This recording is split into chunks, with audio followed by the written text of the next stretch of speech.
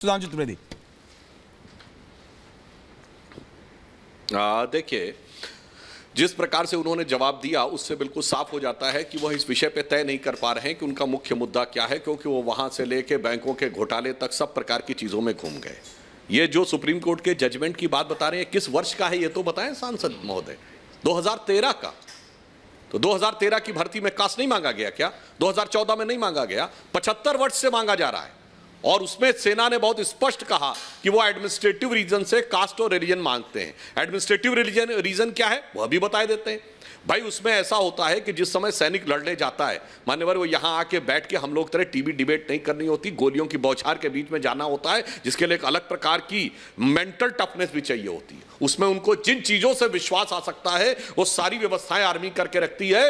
धार्मिक गुरुओं तक की आधिकारिक नियुक्ति होती है आर्मी में। पुजारी भी, पंडित पुजारी भी अपॉइंट होते हैं, मौलवी भी अपॉइंट होते हैं, ग्रंथी भी अपॉइंट होते हैं।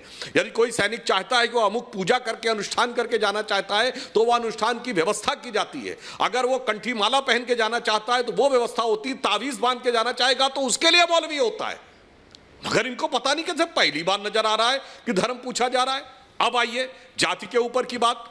तो मुझे लगता है कि शायद आम आदमी पार्टी, जिसने कि सबसे पहले डायरेक्टर जनरल मिलिट्री ऑपरेशंस के द्वारा किए गए प्रेस कॉन्फ्रेंस के बाद पहली प्रेस कॉन्फ्रेंस की थी कि सर्जिकल स्ट्राइक के सबूत मांगे थे, उसने शायद देखा ही नहीं कि इंडियन आर्मी में Sikh regiment, Jat regiment, Gorkha regiment, Dogra regiment, Mahar regiment, ये सब तो है ही।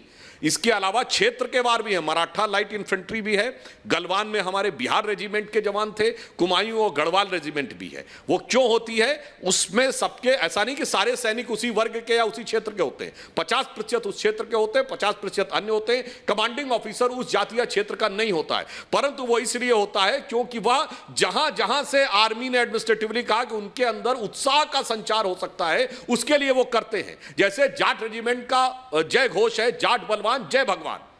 अब इसमें आप कहेंगे कि जाति भी आ रही है, भगवान भी आ रहे हैं। गोरखा रेजिमेंट का आदर्श वाक्य है, आयोरी गोलखाली जय महाकाली।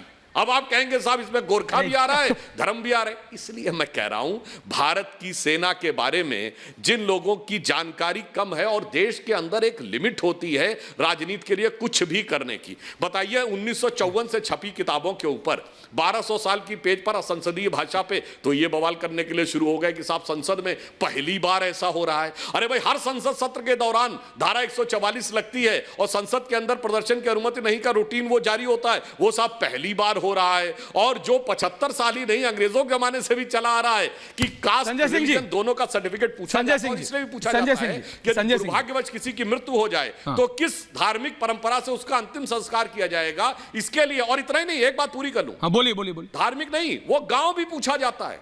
यहां तक भी पूछा जाता है कि वो वेजिटेरियन है, नॉन वेजिटेरियन है, और नॉन वेजिटेरियन है तो झटका खाते हैं, हलाल खाते हैं, उसका भी सम्मान सेना करती है।